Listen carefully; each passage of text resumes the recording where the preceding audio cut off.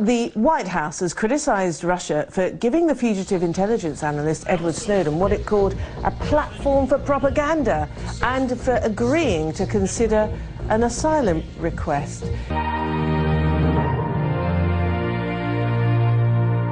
He made the announcement after meetings with human rights activists at an airport in the capital, Moscow. It was his first public appearance in weeks. A little over 1 month ago, I had a family, a home in paradise, and I lived in great comfort. I also had the capability, without any warrant of law, to search for, seize, and read your communications. Anyone's communications at any time. It's unlikely his application for asylum here in Russia is going to be processed anytime soon. It's already the weekend, so it may be a few days. And anyway, this may be just an interim tactic for him to gain asylum here before he then decides to travel on to another country like Venezuela.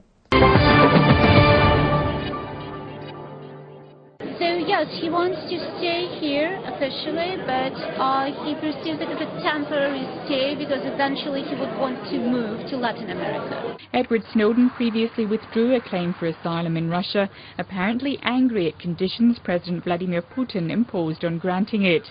A lawmaker with close ties to the Kremlin says those conditions still stand. He already asked for political asylum in Russia, and the response was positive on one condition, that he stops to hurt the interests of our American partners, as Putin put it. So the ball is on his side of the field. The airport meeting was said to last 45 minutes. Then Edward Snowden disappeared from view again to face yet another night in political limbo. It is possible, according to the Associated Press and information coming out of there, that Snowden may accept asylum in Russia, even though he had formally withdrawn his request after President Vladimir Putin said he would have to stop leaking information that would, quote, hurt our American partners. So since then, Venezuela has seemed one of the few likely choices for him, although it's been a question of how he would leave Russia, whether other nations would let him through their airspace. In a statement he released today, Snowden said, "I've been extremely fortunate to enjoy and accept many offers of support and asylum from brave countries around the world. Unfortunately, in recent weeks, we've witnessed an unlawful campaign by officials in the U.S. government to deny my right to seek and enjoy this asylum. The scale of threatening behavior is without precedent." So it appears there will be some announcement or news coming out of this Moscow meeting today. But if Russia does grant Snowden asylum, that will add one more uncomfortable incident to relations between it and the U.S.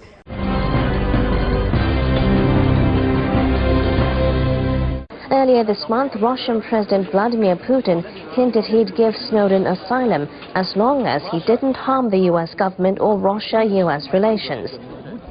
The rights group members who met with Snowden say he won't harm the U.S. anymore because he's already made public everything he wanted.